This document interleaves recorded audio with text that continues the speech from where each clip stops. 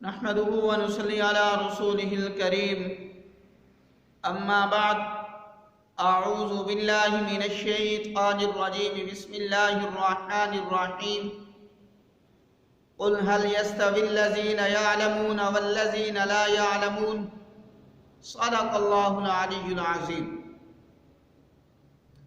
آج ہماری گفتگو کا عنوان علم اور علم والوں کی فضیلت بیان کرنا ہے۔ دنیا کے اندر بہت زیادہ علوم رائج ہو چکے ہیں، لیکن ان علوم کا تعلق ایک ضرورت کے ساتھ ہے۔ جیسے انجینئر ہے، میں اس کی اہمیت سے انکار نہیں کرتا، لیکن اس کی جب ضرورت پڑتی ہے تو اس وقت اس کی اہمیت ہمارے سامنے آتی ہے۔ وکالت ہے، جس آدمی کو تھانہ اور کچہری کا سامنا کرنا پڑتا ہے تو اس کو وکیل کی ضرورت پڑتی ہے۔ میڈیکل ہے، اگر کوئی آدمی بیمار ہے وہ ڈاکٹر کے پاس جائے گا، اگر وہ بیمار نہیں ہے تو اسے ڈاکٹر کے پاس جانے کی کوئی ضرورت نہیں ہے۔ یہ میں نے 3 علوم مثال کے طور پر پیش کیے ہیں کہ ان 3 علوم کی ہمیں ضرورت اس وقت پڑتی ہے کہ جب ہمیں ضرورت ہوتی ہے۔ اگر ہم بیمار ہیں تو ہمیں میڈیکل کی ضرورت پڑے گی، ہمیں ڈاکٹر کی ضرورت پڑے گی۔ اگر ہمیں تھانہ اور کچہری کے اندر کام ہے تو ہمیں وکیل کی ضرورت پڑے گی، اور اسی طرح ہی ہمیں کسی انجینئر کی ضرورت پڑے گی، تو پھر ہم انجینئر کو ہم بلائیں گے، وگرنہ بغیر کسی مجبوری کے ہمیں کسی کے ساتھ کوئی شوق نہیں ہے۔ لیکن جو دین کا علم ہے، جو قرآن اور حدیث کا علم ہے، پیدا ہونے سے لے کر موت تک ہمیں اس علم کی ضرورت پڑتی ہے۔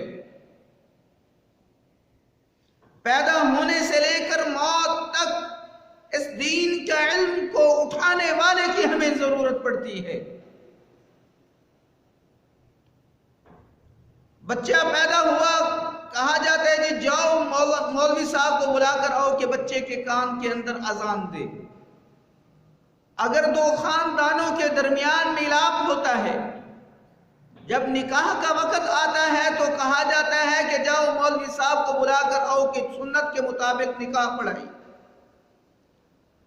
اگر انہی 2 میاں بیوی کے درمیان لڑائی جھگڑا اور طلاق تک نوبت چلی جاتی ہے تو کہا جاتا ہے کہ جاؤ مولوی صاحب کو بلا کر آؤ تاکہ وہ اس مسئلے کی وضاحت کرے کہ طلاق واقع ہوئی ہے یا نہیں ہوئی۔ یہاں تک اگر انسان کو موت آ جاتی ہے تو موت کے بعد کفن دینے کے لیے بھی کہا جاتا ہے کہ جاؤ مولوی صاحب کو لے کر آؤ۔ تو دین کا علم اور دین کے علم والے جو ہیں، ان کی ہمیں پیدائش سے لے کر مرنے تک ہمیں ان کی ضرورت پڑتی ہے۔ لیکن آج ہم دنیا کے اندر، آج ہم اپنے معاشرے کے اندر دیکھتے ہیں، ہر دوسرا بندہ اس دین کے علم پر انگلی اٹھانے کے لیے تیار ہو جاتا ہے، ہر بندہ مولوی پر انگلی اٹھانے کے لیے تیار ہو جاتا ہے، لیکن کوئی آدمی یہ نہیں سوچتا کہ جب ہمیں نماز پڑھنے کے لیے کھڑا ہونا پڑتا ہے تو اسی مولوی کے پیچھے کھڑا ہونا پڑتا ہے۔ اور آج لوگ انہی مولویوں کے پیچھے نماز پڑھتے ہیں، اور نماز پڑھنے کے بعد باہر جا کر اپنے اسی امام پر انگلیاں اور اس کی غیبتیں اور اس کے عیب ڈھونڈنے کی کوشش کرتے ہیں۔ میں ان حضرات سے کہنا چاہتا ہوں، جو تم لوگ اپنے امام کے پیچھے نماز پڑھتے ہو، نماز پڑھنے کے بعد اپنے امام کی برائیاں بیان کرتے ہو، اس کے عیب تلاش کرتے ہو، تو تمہاری وہ نمازیں بالکل ضائع ہو چکی ہیں۔ اب تمہارے لیے یہ ضروری ہے کہ تم اپنی ان تمام نمازوں کو دوبارہ اٹھا دو۔ اس مولوی نے اس معاشرے کے لیے اپنی زندگی سے 12 سے 15 سال قربان کر دیے ہیں۔ آج کل کے دور کے اندر کون ہے جو معاشرے کے لیے 12 سے 15 سال اپنے قربان کرے؟ دین کے علم حاصل کرنے والوں پر انگلیاں اٹھانے والوں، میں آپ کو نبی علیہ السلام کا ایک فرمان مبارک سناتا ہوں۔ العلماء ورثۃ الانبیاء، علماء جو ہیں وہ انبیاء کے وارث ہیں۔ تم یہ صرف مولوی پر انگلی نہیں اٹھاتے، یہ سیدھی ڈائریکٹ انبیاء کرام پر انگلی جا کر اٹھاتے۔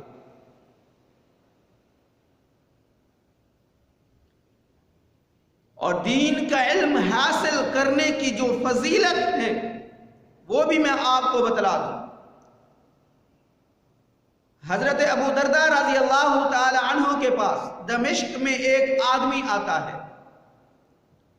کہتا ہے کہ اے ابو درداء، میں نے سنا ہے کہ آپ کے پاس حضور علیہ السلام کی ایک حدیث ہے، میں آپ سے صرف وہ حدیث سننے کے لیے آیا ہوں۔ یہاں دمشق کے اندر مجھے کوئی کام نہیں ہے، میں کسی تجارت کی غرض سے نہیں آیا، میں یہاں پر کسی سے ملاقات کی وجہ سے نہیں آیا، یہاں پر میرے کوئی رشتہ دار نہیں ہیں، لیکن یہاں آنے کا جو صرف اور صرف میرا مقصد ہے وہ مقصد یہ ہے کہ میں آپ سے نبی علیہ السلام کی حدیث سنوں۔ حضرت ابو درداء رضی اللہ تعالی عنہ نے وہ حدیث سنائی۔ کیا فرمایا؟ فرمایا کہ نبی علیہ السلام نے ارشاد فرمایا،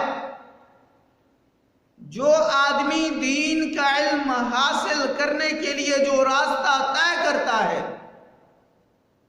اپنے گھر سے لے کر اور جہاں تک اس نے سفر طے کیا ہے، چاہے وہ سفر اس نے مشکلات کے اندر طے کیا ہے، چاہے وہ مصائب کے اندر اس نے طے کیا ہے، چاہے وہ بالکل پرسکون اس نے سفر طے کیا ہے، تو حضرت ابو درداء رضی اللہ تعالی عنہ فرماتے ہیں کہ نبی علیہ السلام نے فرمایا کہ جو آدمی دین کا علم حاصل کرنے کے لیے جو سفر طے کرتا ہے، وہ سفر وہ جنت کی طرف طے کرتا ہے۔ یہ دین کا علم حاصل کرنے کی فضیلت ہے۔ اور آج ہم مولویوں پر انگلیاں اٹھاتے ہیں، آج ہم دین کے علم پر انگلیاں اٹھاتے ہیں، اور انگلیاں بھی وہ لوگ اٹھاتے ہیں جنہیں وضو کے فرائض نہیں آتے، جن کو غسل کرنے کا طریقہ نہیں آتا، جو یہ ڈرتے ہیں نکاح کے وقت اگر مولوی نے ہم سے کلمے سن لیے تو ہمارا کیا بنے گا۔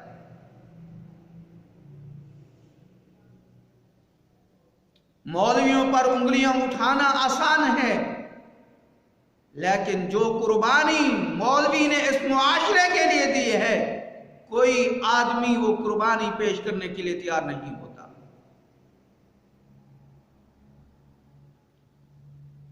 تو اس لیے ہمیں چاہیے کہ ہم اس دین کے علم کی بھی ادب و احترام کریں، اور یہ جو مولوی ہیں جو دین کا علم اٹھا کر ہمارے معاشرے کی بھلائی والا کام کر رہے ہیں، ہمیں ان کے ساتھ بھی ادب و احترام کے ساتھ پیش آنا پڑے گا۔ تو دعا ہے کہ جو کچھ کہا ہے اللہ ہم سب کو صحیح معنی میں اس پر عمل کرنے کی توفیق عطا فرمائے۔ وما علینا الا البلاغ المبین۔